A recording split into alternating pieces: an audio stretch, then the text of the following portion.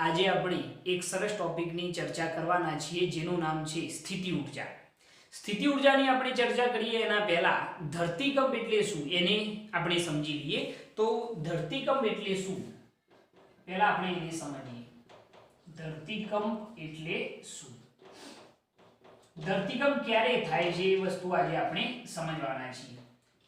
તો આપણે બધા જાણીએ છીએ ભાઈ કે આપણી જે પૃથ્વી છે એ દરેક જગ્યાએ નિયમિત છે ભાઈ. તો તમે કહેશો ના, અમુક જગ્યાએ પાણી છે, અમુક જગ્યાએ ખડકો છે, અમુક જગ્યાએ તિરાડવાળી છે, બરોબર, અમુક જગ્યાએ ખીણો છે. એટલે કે આપણી પૃથ્વી એ બધી જ જગ્યાએ નિયમિત નથી. તો પહેલો જ પોઈન્ટ આપણે એવું લખીએ કે પૃથ્વીની સપાટી બધે એકધારી નિયમિત નથી. બધે એકધારી નિયમિત નથી, પરંતુ કેવી છે? પરંતુ અસતત, નિયમિત નથી પરંતુ અસતત અને અમુક જગ્યાએ અથવા અમુક સ્થળે કેવી છે? ભંગાણવાળી છે. અમુક સ્થળે કેવી છે? ભંગાણવાળી છે. જેને શું કહેવામાં આવે છે? તિરાડ કહે છે. આ જે ભંગાણ છે એને શું કહેવામાં આવે છે? તિરાડ કહે છે. તિરાડને જો સાયન્ટિફિક ભાષામાં કહેવું હોય તો શું કહેવામાં આવે છે? Fault line. ઓકે, તો પહેલી આ વસ્તુ સમજો કે ભાઈ આપણી પૃથ્વી બધી જગ્યાએ એકધારી નિયમિત નથી, પરંતુ અમુક જગ્યાએ કેવી છે? ભંગાણવાળી છે. અને ભંગાણવાળી જે છે એને શું કહેવામાં આવે છે? તિરાડ કહે છે. આ તિરાડો, આ જે તિરાડો છે, આ તિરાડો પૃથ્વીના પોપડામાં દબાયેલી સ્પ્રિંગની માફક વર્તે છે. દબાયેલી સ્પ્રિંગની માફક વર્તે છે. કે આ જે તિરાડો છે આપણી પૃથ્વી પરની એ કઈ રીતે વર્તે છે? તો આપણી પૃથ્વીનો જે પોપડો છે એની અંદર દબાયેલી સ્પ્રિંગની માફક વર્તે છે, જે ખૂબ મોટી શું ધરાવે છે? સ્થિતિ ઉર્જા ધરાવે છે. આ શબ્દ આવ્યો હવે નવો કે આ જે તિરાડો છે સ્પ્રિંગની માફક વર્તે અને એ ખૂબ મોટી શું ધરાવે છે? સ્થિતિ ઉર્જા ધરાવે છે. જ્યારે આ તિરાડો એકબીજા સાથે ગોઠવાવાનો પ્રયત્ન કરે છે ત્યારે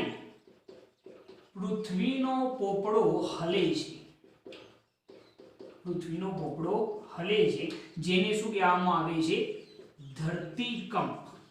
જેને શું કહેવામાં આવે છે? ધરતીકંપ કહે છે. ખ્યાલ આવ્યો ધરતીકંપ કોને કહેવાય? તો આ જે તિરાડો છે એ એકબીજા સાથે જ્યારે ગોઠવવાનો પ્રયત્ન કરે છે ત્યારે પૃથ્વીનો પોપડો હલે છે અને એને શું કહેવામાં આવે છે? ધરતીકંપ કહે છે. બરોબર. તો આ ધરતીકંપ કઈ રીતે થાય એની આપણે થોડીક વાત કરેલી છે. આખી મેટર સમજો, વાર્તાની જેમ યાદ રાખો કે પૃથ્વીની સપાટી બધે એકધારી નિયમિત નથી, પરંતુ કેવી છે? અમુક જગ્યાએ અસતત છે, ભંગાણવાળી છે. અને એ ભંગાણવાળી જે છે એને શું કહેવામાં આવે છે? તિરાડ કહે છે. એમસીક્યુ ની અંદર આ વસ્તુ પૂછી શકાય. બરોબર. અને આ તિરાડો પૃથ્વીના પોપડાની અંદર દબાયેલી સ્પ્રિંગની માફક વર્તે છે. બરોબર. જે ખૂબ મોટી એવી સ્થિતિ ઉર્જા ધરાવે છે. જ્યારે આ તિરાડો એકબીજા સાથે ગોઠવવાનો પ્રયત્ન કરે છે ત્યારે પૃથ્વીનો પોપડો હલે છે અને શું થાય છે? ધરતીકંપ થાય છે. ખ્યાલ આવ્યો આની અંદર? તો ધરતીકંપ કોને કહેવાય? ખ્યાલ આવી ગયો? ઓકે. હવે અહીંયા આગળ એક નવો શબ્દ આવ્યો કે આ તિરાડો જે છે ખૂબ મોટી સ્થિતિ ઉર્જા ધરાવે. હવે સ્થિતિ ઉર્જા એટલે શું? બેઝિક જો હું વાત કરું સ્થિતિ ઉર્જાની, તો સ્થિતિ ઉર્જા કોને કહેવાય? સ્થિતિ ઉર્જા. બરોબર.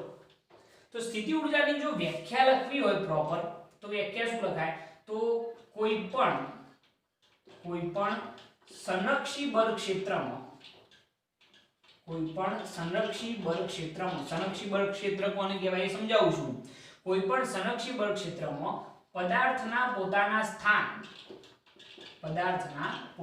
સ્થાન અથવા તંત્રની સંરચનાને લીધે તેમાં રહેલ તેમાં રહેલ કાર્ય કરવાની ક્ષમતાને શું કહેવામાં આવે છે? સ્થિતિ ઊર્જા કહે છે.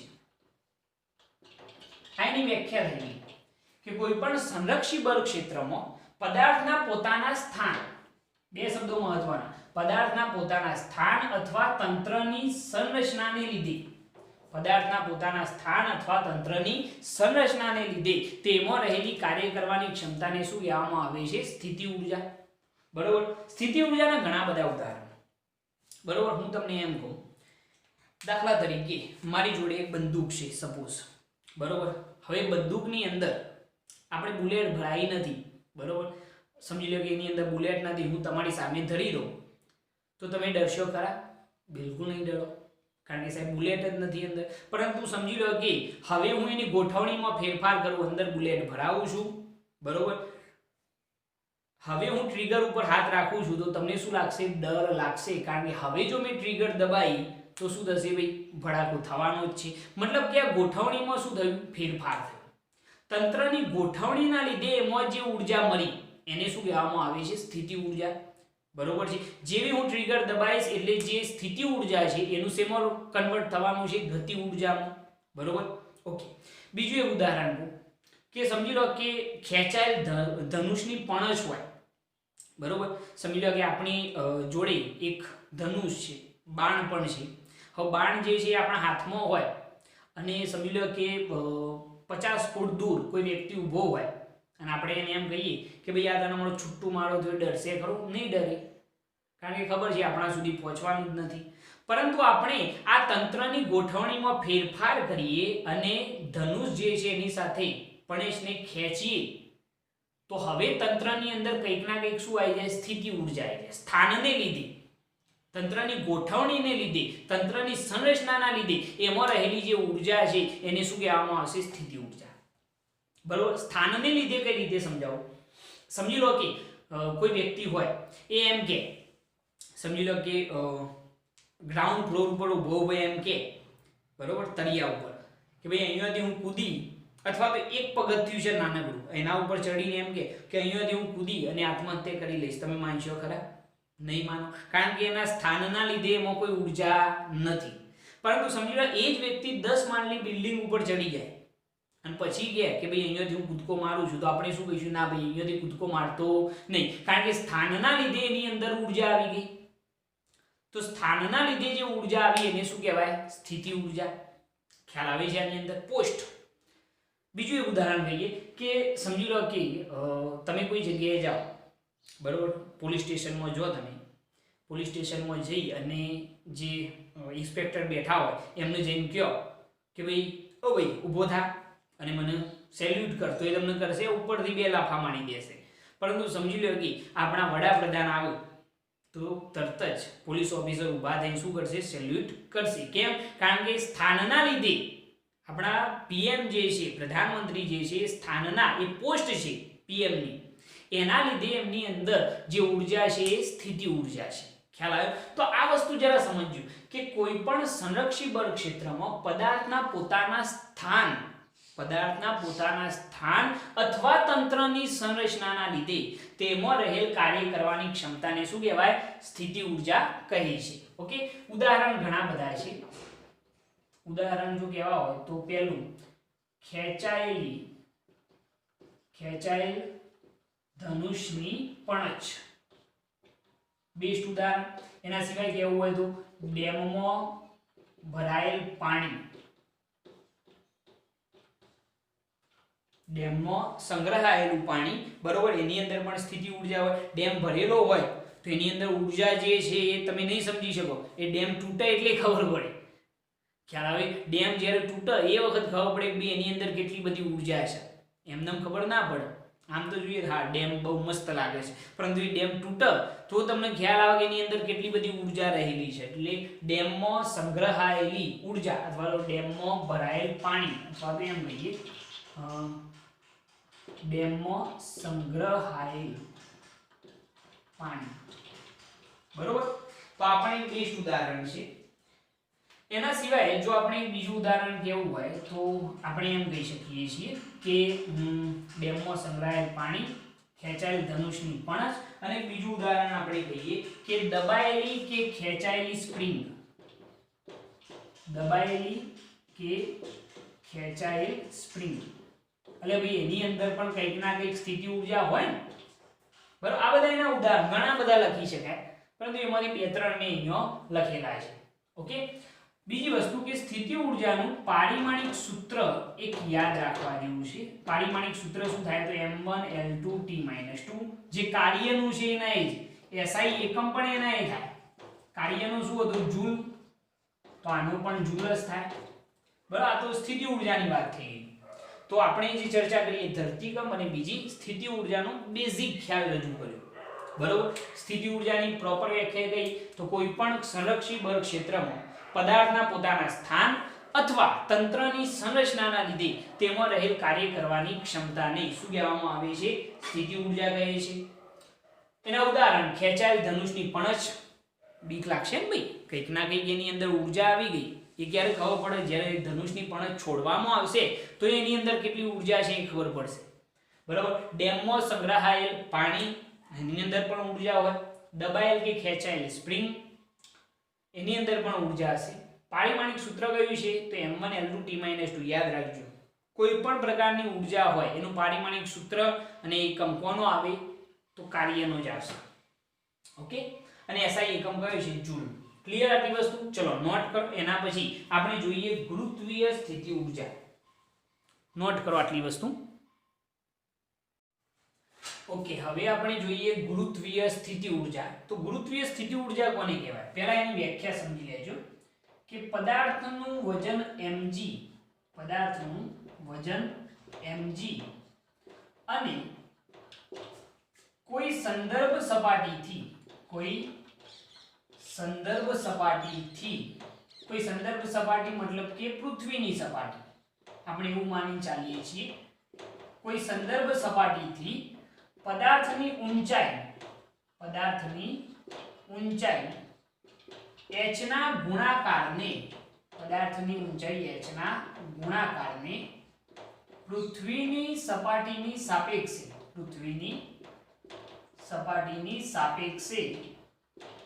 પદાર્થની શું કહેવામાં આવે છે? પદાર્થની ગુરુત્વીય સ્થિતિ ઊર્જા કહે છે. આ પ્રોપર વ્યાખ્યા છે ગુરુત્વીય સ્થિતિ ઊર્જાની, બરાબર. સિમ્પલ વ્યાખ્યા છે, જરા જોજો કે પદાર્થનું વજન mg, બે શબ્દો ખાસ સમજવાના છે. પદાર્થનું વજન mg અને કોઈ સંદર્ભ સપાટીથી પદાર્થની ઊંચાઈ h ના ગુણાકારને પૃથ્વીની સપાટીની સાપેક્ષે પદાર્થની શું કહેવાય છે? ગુરુત્વીય સ્થિતિ ઊર્જા કહે છે. બે વસ્તુનો ગુણાકાર છે. કોનું? પદાર્થનું વજન mg અને સંદર્ભ સપાટીથી પદાર્થની ઊંચાઈ h ના ગુણાકારને પૃથ્વીની સપાટીની સાપેક્ષે પદાર્થની શું કહેવાય? ગુરુત્વીય સ્થિતિ ઊર્જા. ઓકે. હવે ગુરુત્વીય સ્થિતિ ઊર્જા સાબિત કઈ રીતે કરાય જરા જુઓ. સમજી લો કે હું એમ કહું કે અહીંયા આગળ સપોઝ આ આપણી પૃથ્વીની સપાટી, જે આપણી સંદર્ભ સપાટી છે, બરોબર. ત્યાંથી અહીંયા આગળ એક દડો આ રીતનો પડેલો છે, બરોબર. આ રીતનો એક દડો પડેલો છે.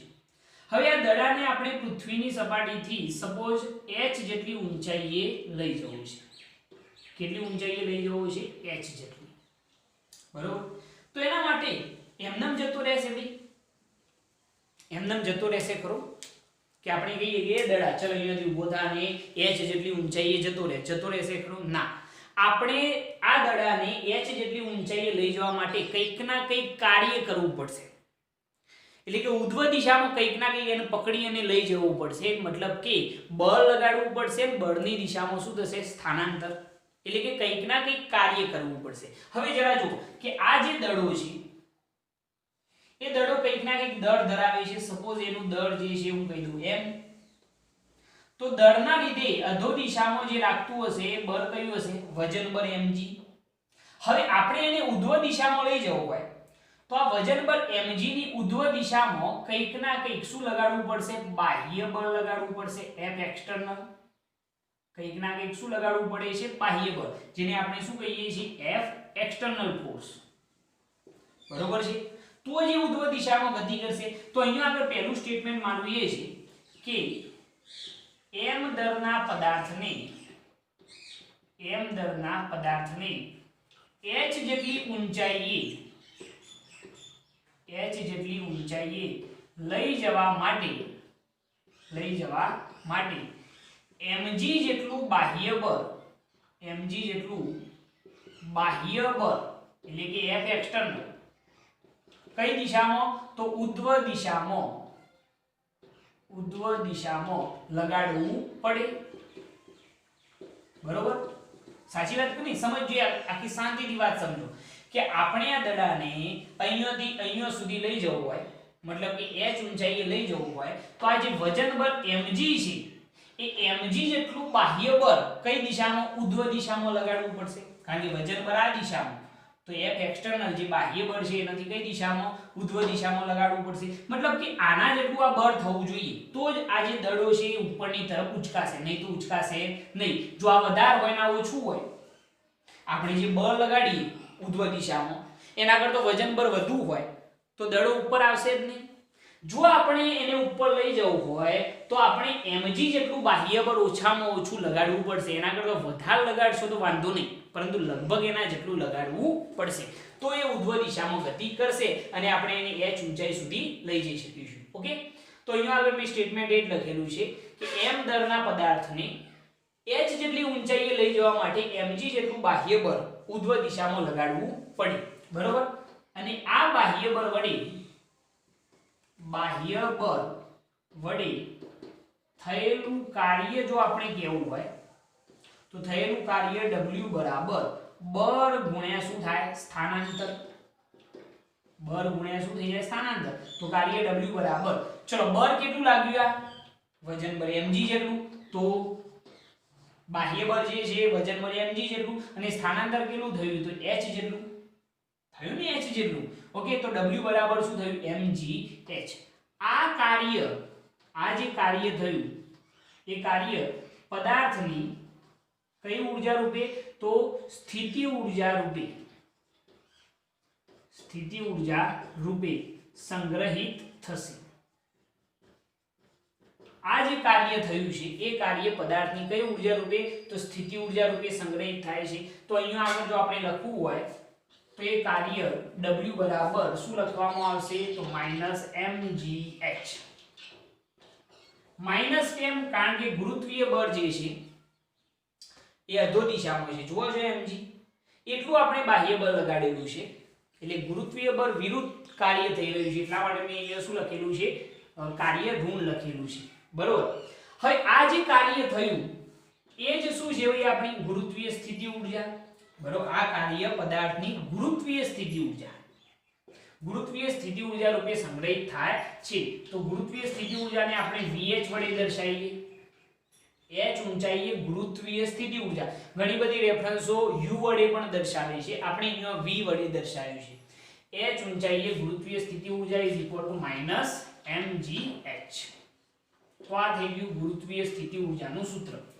તો અહીંયા આગળ જો વાત તો એના એ જ થઈ કે પદાર્થનું વજન બળ mg અને ઊંચાઈ h ના ગુણાકારને શું કહેવાય, ગુરુત્વીય સ્થિતિ ઊર્જા. એ તો ભાઈ હું પહેલા કહેતો હતો કે વજન બળ mg અને પદાર્થની ઊંચાઈ h ના ગુણાકારને શું કહેવાય છે, ગુરુત્વીય સ્થિતિ ઊર્જા. પ્રોપર વ્યાખ્યા છે કે પદાર્થનું વજન mg અને કોઈ સંદર્ભ સપાટીથી પદાર્થની ઊંચાઈ h ના ગુણાકારને પૃથ્વીની સપાટીની સાપેક્ષે પદાર્થની શું કહેવાય, ગુરુત્વીય સ્થિતિ ઊર્જા. કોનો ગુણાકાર, પદાર્થનું વજન બળ mg અને સંદર્ભ સપાટીથી પદાર્થની ઊંચાઈ h ના ગુણાકારને પૃથ્વીની સપાટીની સાપેક્ષે પદાર્થની શું કહેવાય, ગુરુત્વીય સ્થિતિ ઊર્જા. ક્લિયર આટલી વસ્તુ? ઓકે. એના માટે મેં શું કર્યું, પદાર્થને આપણે પૃથ્વીની સંદર્ભ સપાટીથી કેટલી ઊંચાઈએ લઈ જવો હતો, h. તો આપણે વજન બળ mg ની વિરુદ્ધ દિશામાં શું લગાડવું પડે, બાહ્ય બળ, તો જ ઉપર ખસે. ઓછામાં ઓછું કેટલું બળ, તો વજન બળ mg જેટલું બાહ્ય બળ લગાડીએ તો જ ઉપર તરફ ખસશે, નહીં તો ખસવાનો નથી. તો મેં અહીંયા લખ્યું કે m દરના પદાર્થને h જેટલી ઊંચાઈએ લઈ જવા માટે mg જેટલું બાહ્ય બળ mg જેટલું બાહ્ય બળ ઉધ્વ દિશામાં લગાડવું પડે અને એ બાહ્ય બળ વડે થતું કાર્ય w બરાબર બળ ગુણ્યા શું થાય સ્થાનાંતર તો કાર્ય w બરાબર બળ કેટલું લાગ્યું આ વજન બળ mg જેટલું તો mg * સ્થાનાંતર કેટલું h અને આ કાર્ય પદાર્થની ગુરુત્વીય સ્થિતિ ઊર્જા રૂપે સંગ્રહિત થાય છે અને ગુરુત્વીય સ્થિતિ ઊર્જા Vh બરાબર એટલે કે h ઊંચાઈએ ગુરુત્વીય સ્થિતિ ઊર્જા આનો મતલબ શું થાય h ઊંચાઈએ ગુરુત્વીય સ્થિતિ ઊર્જા Vh બરાબર શું થાય -mgh હવે આની અંદર કોઈ તકલીફ નહીં સરળતાથી આ વસ્તુ તમે સમજી શકો છો આના ઉપરથી આપણે લખવું તો એક સ્ટેટમેન્ટ એવું લખી શકાય કે ગુરુત્વીય સ્થિતિ ઊર્જાનું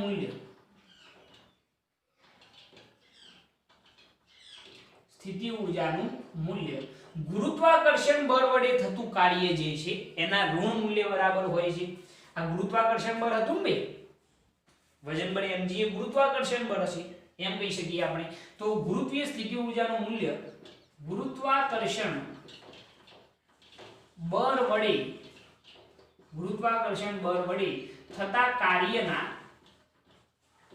ઋણ મૂલ્ય બરાબર હોય છે કાર્યના કેવા ઋણ મૂલ્ય બરાબર હોય છે કેમ ઋણ મૂલ્ય આવ્યું તો ખ્યાલ આવે ને કારણ કે વજન બળ અધો દિશામાં તો આવું એક સ્ટેટમેન્ટ આપણે લખી શકીએ કે ગુરુત્વીય સ્થિતિ ઊર્જાનું મૂલ્ય એ ગુરુત્વાકર્ષણ બળ વડે થતા કાર્યના શું હોય છે ઋણ મૂલ્ય બરાબર હોય છે ક્લિયર આટલી વસ્તુ આની અંદર કોઈ તકલીફ પડવી જોઈએ નહીં આખી થિયરી કઈ રીતે લખવાની જો ફરીથી કહી દઉં જોજો સૌપ્રથમ વ્યાખ્યા કે પદાર્થનું વજન mg અને સંદર્ભ સપાટીથી પદાર્થની ઊંચાઈ h ના ગુણાકારને પૃથ્વીની સપાટીની સાપેક્ષે પદાર્થની શું કહેવાય ગુરુત્વીય સ્થિતિ ઊર્જા અહીંયાથી અહીંયા સુધી લઈ જવો એમનેમ જાય બી ના બાહ્ય બળ લગાડવું પડે કોના જેટલું mg જેટલું અથવા એના કરતા વધારે બરોબર તો m દરના પદાર્થને h ઊંચાઈએ લઈ જવા માટે mg જેટલું બાહ્ય બળ ઉધ્વ દિશામાં લગાડવું પડે તો થયેલું કાર્ય કેટલું થાય બળ ગુણ્યા સ્થાનાંતર બળ કેટલું લાગ્યું mg જેટલું સ્થાનાંતર કેટલું h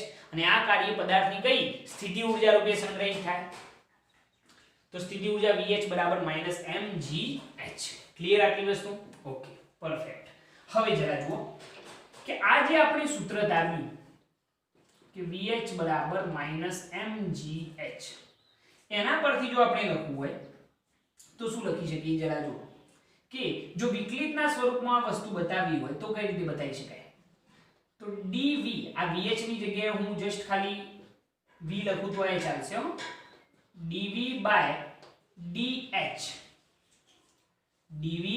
શું થઈ ગયું dh is equal to શું કહેવાય -mg કહેવાય -mg એટલે કે આ કયું બળ કહેવાશે ગુરુત્વાકર્ષી બળ બરોબર છે તો ગુરુત્વાકર્ષી બળ F બરાબર જો કહેવું હોય તો -dv by શું કહેવાય dh કહેવાય ના કહેવાય ફરીથી સમજો કે અમે Vh ની જગ્યાએ ખાલી શું લખેલા છે v લખેલા છે ગુરુત્વીય સ્થિતિ અહીંયા h લખી શકો તમે કોઈ પ્રોબ્લેમ નથી પરંતુ મેં જસ્ટ ખાલી v લખ્યા છે તો વિકલિતના સ્વરૂપમાં કઈ રીતે લખાય જો dv by dh is equal to શું કહેવાય -mg અને આ જે mg છે એને શું કહેવાય ગુરુત્વીય બળ છે જે -f આવ્યું તો f બરાબર જો કેવું હોય તો માઈનસ નિશાની બાજુમાં આપી દો તો -dv by શું કહેવાય dh આના ઉપરથી એક સ્ટેટમેન્ટ હું લખું છું જુઓ કે ગુરુત્વીય બળ F જે છે શું છે ગુરુત્વીય બળ અથવા તો ગુરુત્વાકર્ષી બળ એ Vh ના h ને અનુલક્ષીને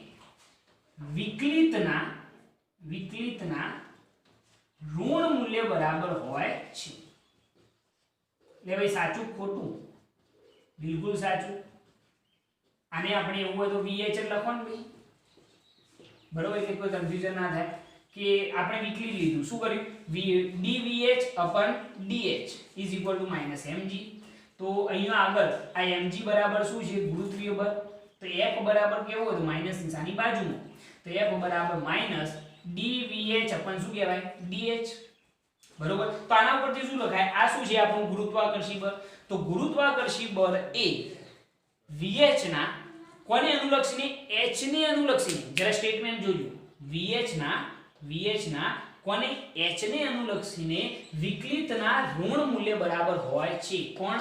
ગુરુત્વાકર્ષી બળ. મેં અહીંયા લખેલું છે કે ગુરુત્વાકર્ષી બળે VH ના h ને અનુલક્ષીને વિકલિતના ઋણ મૂલ્ય બરાબર હોય છે. તમે આ રીતે આખું સ્ટેટમેન્ટ લખી શકો છો, કોઈ તકલીફ નહીં પડે. ખ્યાલ આવી ગયો? ચલો પહેલા આને નોટ કરી લો, એના પછી આપણે આગળ ચર્ચા કરીએ. બરોબર? આટલી વસ્તુ નોટ કરો. આની અંદર સેજ પણ તમને તકલીફ પડવી જોઈએ નહીં. નોટ કરો. અહીંયા આગળ એ વસ્તુ લખજો કે આ માઈનસ આવ્યું એનો મતલબ શું છે કે આ બળ જે છે કઈ દિશામાં? અધો દિશામાં હશે. ઓકે, નોટ કરી લો. એના પછી બીજી વસ્તુ સમજાવી દઉં. ઓકે, જવા દઈએ 1 2 અને 3. ચલો હવે એક બીજી વસ્તુ કે થયેલું જે કાર્ય છે એ કેવું હોય છે? તો થયેલું કાર્ય સ્થિતિ ઊર્જાના ફેરફાર જેટલું હોય. સ્થિતિ ઊર્જામાં જેટલો ફેરફાર થાય એટલું કાર્ય થાય. હું તમને સમજાવું આ સૂત્ર ઉપરથી. F બરાબર આપણે સૂત્ર શું મેળવ્યું? તો માઈનસ dVH અપન શું છે? dH. બરોબર? આ રીતે dVH લખો અથવા ખાલી dV લખો તો એ ચાલશે. હો, dV આ રીતે લખો. VH નથી લખવું, h ઊંચાઈ એ ગુરુત્વીય સ્થિતિ ઊર્જા છે. તો F બરાબર માઈનસ dV બાય શું લખીએ? dH. ઓકે, આના પરથી જો લખવું હોય તો જરા જોજો. V એટલે સ્થિતિ ઊર્જા છે, h એટલે શું છે ભાઈ? અંતર છે. તો h ની જગ્યાએ હું x લખું તો ચાલે? બિલકુલ ચાલે સાહેબ, કોઈ ફેરફાર ના કહેવાય. કે F બરાબર માઈનસ dV બાય શું લખાય? dx લખાય. એટલે ભાઈ લખાય ના લખાય? બિલકુલ લખાય. હવે જરા જો આના ઉપરથી F dx, dx બરાબર ની આ બાજુ ઇઝ ઇક્વલ ટુ શું થયું? Minus dV. હવે આપણે સપોઝ હું એક કન્ડિશન એવી વિચારું કે આપણે કોઈ પદાર્થને પ્રારંભિક સ્થાન xi થી xf સુધી લઈ જઈએ. સ્થાનમાં થતો ફેરફાર કેટલો? xi થી xf. તો એ વખતે સ્થિતિ ઊર્જામાં થતો ફેરફાર કેવો હોય? તો vi થી શું કહીએ? vf એવું આપણે કહીએ. તો અહીંયા આગળ જુઓ કે જો ફેરફાર બતાવીએ તો સંકલનમાં સ્થાનમાં થતો ફેરફાર xi થી xf f ઇન્ટુ શું થાય? dx ઇઝ ઇક્વલ ટુ સ્થિતિ ઊર્જામાં થતો ફેરફાર vi થી vf માઈનસ શું આવશે? dv. ક્લિયર આટલી વસ્તુ? સ્થાનમાં થતો ફેરફાર xi થી xf, ગુરુત્વીય સ્થિતિ ઊર્જામાં થતો ફેરફાર vi થી vf. તો અહીંયા આગળ શું થાય? જો કે આ તો તમને ખ્યાલ આવી ગયો છે, આને તમે ઓળખો છો, બળ ગુણ્યા સ્થાનાંતર. મતલબ કે થયેલું શું કહેવાય? કાર્ય. એ કોના જેટલું મળે છે એ જરા જુઓ. હવે આનું વિકલન લઈએ તો શું થઈ જાય? માઈનસ dv, સોરી dv નું શું થઈ જાય? v. અને લિમિટ કેટલી આવશે? તો સાહેબ vi થી vf. બરોબર? dv નું શું થાય? જે dx નું x થાય તે dv નું શું થાય? v થાય. ઓકે, હવે જરા જુઓ કે સંકલનમાં xi થી xf f dx is equal to, ચલો માઈનસ, ચલો v ની જગ્યાએ પહેલા સ્થિતિ ઊર્જા શું આવશે? vf માઈનસ v ની જગ્યાએ શું આવશે? vi. બરોબર? તો કરવું પડતું કાર્ય xi થી xf f dx is equal to, ચલો minus vf minus minus plus vi. બરોબર? તો કરવું પડતું જે કાર્ય છે xi થી xf સુધી, આ કરવું પડતું કાર્ય કહેવાય ને, બળ ગુણ્યા સ્થાનાંતર એટલે કાર્ય. એ કોના જેટલું થાય? તો vi માઈનસ શું થાય છે? vf. એટલે કે કરવું પડતું કાર્ય એ કોના જેટલું હોય છે? તો સ્થિતિ ઊર્જાના ફેરફાર જેટલું. અને એની અંદર પણ સ્થિતિ ઊર્જા કોના ઉપર ડિપેન્ડેડ હોય? તો માત્ર પ્રારંભિક સ્થાનની સ્થિતિ ઊર્જા અને અંતિમ સ્થાનની સ્થિતિ ઊર્જા. આનો ઉપયોગ દાખલાઓમાં કરીશું, એટલા માટે મેં આ વસ્તુ સમજાવી છે આના ઉપરથી. અહીંયા થિયરી પૂરી થઈ ગઈ, પરંતુ એના સિવાય આ વસ્તુ મેં તમને સમજાવી દીધી છે. ઓકે, આટલી વસ્તુ. ચલો આટલી વસ્તુ નોટ કરી લો. પહેલા નોટ કરી લો આટલી વસ્તુ. ઓકે, હવે આપણે થોડી ચર્ચા કરીએ મુક્ત પતનની. ઓકે, તો સમજી લો કે એક ઘટના આપણે વિચારીએ કે સપોઝ આ એક સપાટી છે, અહીંયા આગળ એક દડો છે જે આપણા હાથમાં છે. હાથમાં હોય એ વખતે એનો પ્રારંભિક વેગ જો કેવો હોય તો v0 બરાબર કેટલો કહેવાય? 0.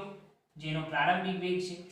હવે જ્યારે એને છોડી દેવામાં આવશે તો ગુરુત્વાકર્ષી બળના લીધે કઈ તરફ અધો દિશામાં ગતિ કરે છે, એનો વેગ વધતો જશે અને જ્યારે જમીનને સ્પર્શે છે તો એ વખતે જે એનો અંતિમ વેગ છે એ શોધવા માટે આપણે ગતિના સમીકરણનો યુઝ કરી શકીએ છીએ.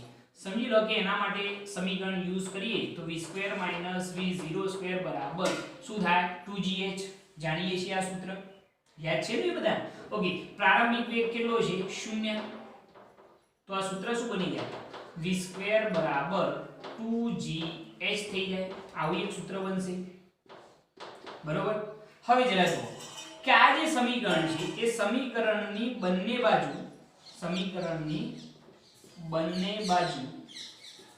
m/2 વડે ગુણતો, બંને બાજુ આપણે m/2 વડે ગુણીએ તો સમીકરણ શું બનશે જુઓ 1/2 mv². ચલો m/2 વડે ગુણાઈ ગયા જોઈ લો. v² ને m/2 વડે ગુણે. ઓકે, ચલો અહીંયા પણ m/2 ઇન્ટુ શું છે અહીંયા આગળ 2gh. m/2 વડે ગુણાઈ ગયા 2gh પણ. તો ચલો 2 કેન્સલ. તો 1/2 mv² બરાબર શું થઈ ગયું mgh. 1/2 mv² બરાબર શું થઈ ગયું mgh. આનો મતલબ શું થયો કે સ્થિતિ ઊર્જાનું રૂપાંતરણ શેમાં થાય છે ગતિ ઊર્જામાં થાય છે. તો સમીકરણ પરથી ખ્યાલ આવે છે કે સ્થિતિ ઊર્જાનું રૂપાંતરણ કઈ ઊર્જામાં ગતિ ઊર્જામાં થાય છે. તો આ જે ઊંચાઈ હતી એના લીધે એની અંદર જે સ્થિતિ ઊર્જા હતી એ શું થાય mgh.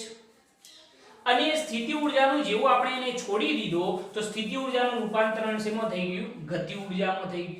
બરોબર, આ જ કોન્સેપ્ટ મારે તમને સમજાવવો હતો. જો અંતિમ વેગ શોધવો હોય તો આ સૂત્ર ઉપરથી તમે શોધી શકો v² બરાબર 2gh. જો v શોધવા હોય તો આના ઉપરથી v બરાબર શું થાય √2gh થઈ જાય. સિમ્પલ વસ્તુ. ઓકે, હવે એના પછી એક બીજી બાબતની ચર્ચા કરી લઈએ આપણે કે ભાઈ સંરક્ષી બળ કોને કહેવાય અને અસંરક્ષી બળ કોને કહેવાય. તો અહીંયા આગળ આપણે લખીએ સૌથી મહત્વની બાબત 1 માર્ક્સના ક્વેશ્ચનોની અંદર પૂછાઈ શકે એવી. બરોબર છે.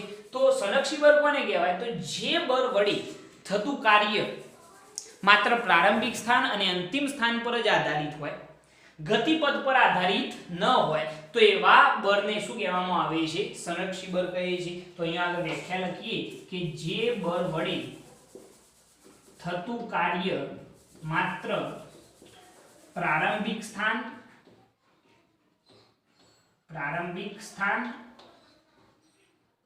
અને અંતિમ સ્થાન પર જ આધારિત હોય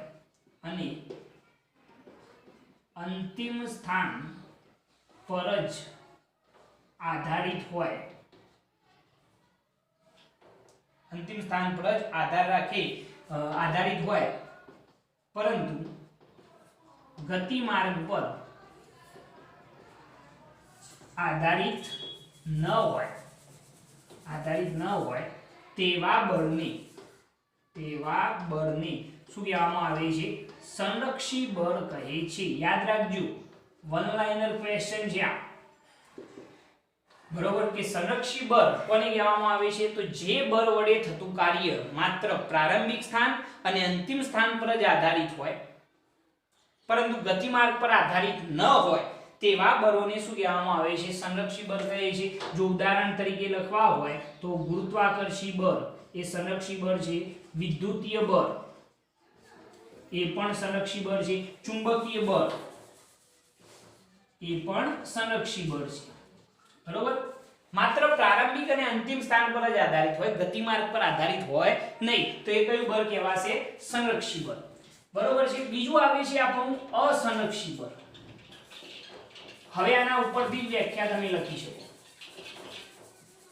જે બળ વડે થતું કાર્ય પ્રારંભિક અને અંતિમ સ્થાન પર તો આધારિત હોય પરંતુ સાથે સાથે ગતિમાર્ગ પર પણ આધારિત હોય. બરોબર છે, ગતિમાર્ગ પર પણ આધારિત હોય તો એવા બળને શું કહેવામાં આવે છે અસંરક્ષી બળ કહે છે. તો એની વ્યાખ્યા આપણે લખી કાઢીએ કે જે બળ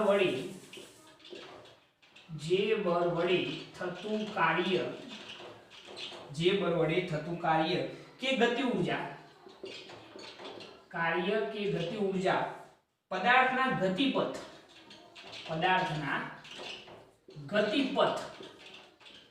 કે વેગ જેવા ઘટકો પર આધારિત